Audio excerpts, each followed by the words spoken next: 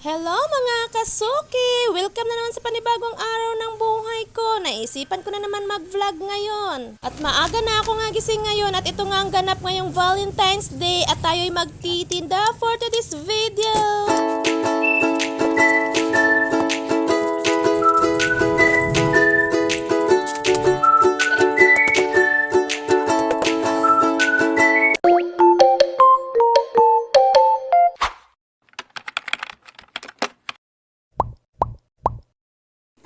Alas 4 na nga na madaling araw ay nagising na nga ako dito kasi ang alam kong walang mag-open sa aming store.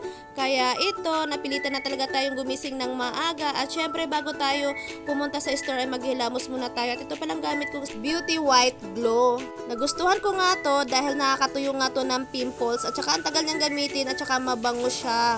Sa isang pack pala guys ay 5 piraso na siya. At pagdating ko nga dito sa store ay nakita ko nga to, nagbabaha na nga yung simento namin dahil kahapon nga ay nag-defrost na ako at ang tagal nga nitong ma-defrost. Dinefrost ko na nga tong ref namin kasi hindi na siya masarado sa sobrang kapal na ng yelo, kaya napilitan na talaga akong mag-defrost kahit ayaw ko pang mag-defrost kasi sayang nga yung benta ko sa araw-araw ng yelo.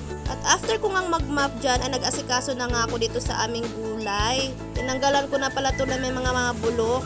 At nakalatag na rin pala ako ng tray dyan para pagdating ni Jo, buhos na ng buhos na maming paninda. Pagkatapos ko nga maglinis dyan sa labas ay pumunta na nga ako dito sa loob at nandito nga yung isang box kong kamatis. Dahil mura na nga ang kamatis ngayon, nakapagbabalot na nga ako ng 10-10 dito. Dahil nung kasagsagan na mahal ang kamatis, hindi talaga kayang magbalot ng 10-10. Ngayon mura na ang kamatis kaya nagbalot-balot na ako ng 10-10. At ito talaga yung hinahanap ng mga customer namin, yung balot-balot. Kasi syempre nakamura na sila. Biglang mura nga ang kamatis ngayon. Dito sa aming tindahan ay 40 na nga ang per kilo. Kaya yung iba ayaw muna kumuha ng kamatis kasi akala nila mahal pa. Di nila alam mura na. Kaya sinasabi ko sa kanila, mura na ang kamatis. Nung nalaman nila na mura na ang kamatis, syempre marami na silang kinukuha. Dati pa isa-isa lang kasi ang alam nila mahal pa yung kamatis. At nagbalot pa nga ako dyan kasi kulang yung nasa bilao ko. Dinagdagan ko nga siya. Pero naubusan naman ako ng plastic niya. After ko nga magbalot ng kamatis dyan, ay nilagay ko nga yung apron ko. Yung mahiwagang apron ko. Alam nyo ba, may nagbigay niyan dito kay si Dr. Arnel. Free lang yan, pati tasa. Kailangan lang silang magkabit ng sticker dito sa store namin. O diba may free na akong apron at saka tasa. Naghiwa-hiwa na nga ako ng kalabasa dito para pag may bumili, hindi na ako maghihiwa. Timbang na lang ako ng timbang. Kasi pag buo pa yan, syempre abala sa paghihiwa. Lalo na pag maraming nabili. Syempre kailangan natin bilisan ng pagtitinda para naman hindi mag-aantay yung customer natin. May customer kasi minsan nagmamadali, may customer naman na nag-aantay. Pero tayo mga tendera, kailangan bilisan talaga natin ang kilos natin para hindi naman mainip yung customer natin. After ko ngang maghiwa ay binalot ko nga siya ng plastic para hindi naman malangawan at maya-maya man ay dumating na nga dito si Jo sa aming store at naghugas na nga ako ng manok. Bago pala namin nilalatag yung manok ay huhugasan ko nga pala muna bago namin ilagay sa tray at bago naman namin ilagay sa ref para hindi na siya mangamoy kasi syempre galing yan sa plastic na buot na, kaya hinuhugasan talaga namin ang manok bago namin i-display at ilalagay sa ref.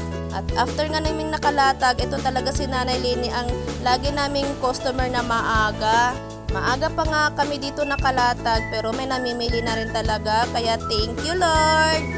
Kahit paano talaga may nabili rin dito sa store namin. May mga suki na rin talaga kami na binabalik-balikan din kami dito. Kaya thank you mga suki.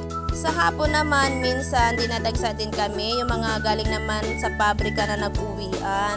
Minsan ako na lang talaga ang nagtitinda dyan kasi si Jo minsan nag-aalaga ng bata at umuwi sa bahay kasi hands-on nga kami sa baby namin nag-alaga. Parang sacrifice ba ganon? Kaya sipag at tiyaga talaga ang kailangan dito sa aming pagtitinda. At ito naman si Madam Ani, dito talaga yan nabili sa amin. Gustong gusto ko talaga pag yan ang nabili sa amin dahil malaki talaga yan pag bumibili. Minsan sa umaga nakaka-800 yan, 600 o diba kahit ako matutuwa na ako talaga pag ganyan ang mga naging customer ko. Kaya salamat! Kaya kailangan maging mabait din tayo sa customer talaga, habaan talaga ang pasensya. Kasi may mga customer din talaga Minsan madaming sinasabi pero hindi naman bibili, ganon. Sinong nakaka-relate dyan, mga owner store? Ang dami ko na talagang na-encounter na ganyan pero hindi lang ako sumasagot kasi hinahayaan ko lang sila. Sabi nga nila, pag down to earth ka, inaangat ka naman ni Lord. Tama! Kasi naranasan ko na talaga yan. Pag down to earth ka, tinataas ka talaga ni Lord. Kahit anong hirap mo, napaprovide talaga yung mga needs namin. Kaya tiyaga-tiyaga lang talaga, habang may buhay, may pag-asa, aahon din tayo sa hirap. Thank you!